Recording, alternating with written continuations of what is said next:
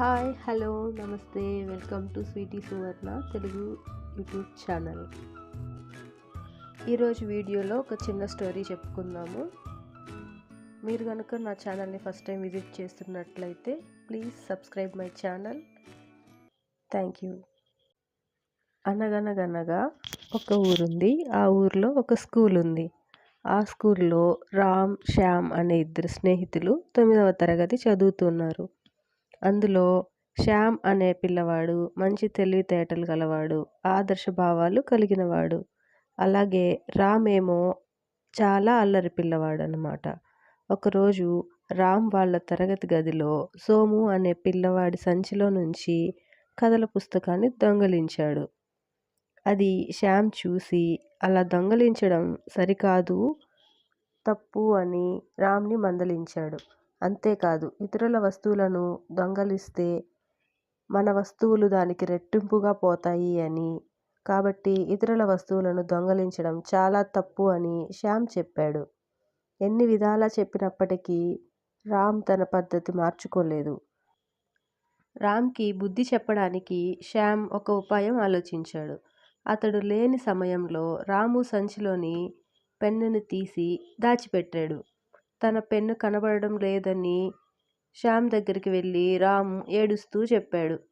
నీ పెన్ను పోయినందుకు ఇంతగా బాధపడుతున్నావే, ఆ రోజు కథల పుస్తకం పోగొట్టుకున్న సోము ఎంతగా బాధపడి ఉంటాడో ఆలోచించు అని శ్యామ్ రాముతో అన్నాడు. రామ్లో పరివర్తన కలిగి ఇంకొకసారి ఎవరి వస్తువులు తాకను అని ప్రామిస్ చేశాడు. తాను దొంగలించిన కథల పుస్తకాన్ని సోము సంచిలో పెట్టేశాడు. శ్యామ్ తానే పెన్ను దాచానని, కేవలం మార్పు రావాలనే ఉద్దేశంతో ఈ పని చేశాను అని రామ్తో చెప్పాడు. ఇరువురు మంచి స్నేహితులుగా ఉంటూ ఇతరులకు మార్గదర్శకులయ్యారు.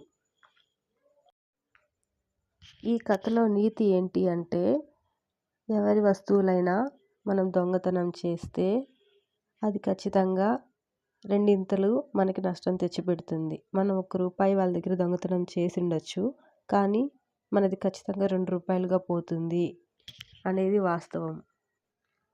ఇదే కథని మనం ఇంకోలాగా కూడా చెప్పుకోవచ్చు. ఇక్కడ వాళ్ళ పిల్లలు కాబట్టి పుస్తకము, పెన్ను అని చెప్పారు. కానీ ప్రస్తుతం అయితే చాలామంది కూలీ వాళ్ళ దగ్గర బాగా పని చేయించుకుంటారు, కానీ కూలీ తక్కువ ఇస్తారు. అది కూడా ఒక రకమైన దోపిడీనే. దాన్ని కూడా శ్రమ దోపిడీ అంటారు అన్నమాట.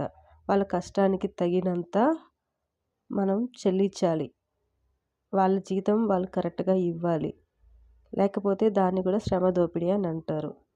ఈరోజు వాళ్ళ దగ్గర వాళ్ళ కష్టాన్ని మనం దోపిడీ చేస్తాము. రేపు మన శాలరీలో నుంచో, మనకు రావాల్సిన కమిషన్లో నుంచో, మనకు రావాల్సిన రాబడిలో నుంచో ఇంకెవడైనా తీసుకుంటాడు. అది మనం నిజాయితీగా ఉండాలి. మనల్ని ఆ నిజాయితీయే నిలబెడుతుంది. Thank you for watching. ఈ వీడియో కనుక మీకు నచ్చినట్టయితే లైక్ చేయండి, షేర్ చేయండి, నా ఛానల్ని సబ్స్క్రైబ్ చేయండి.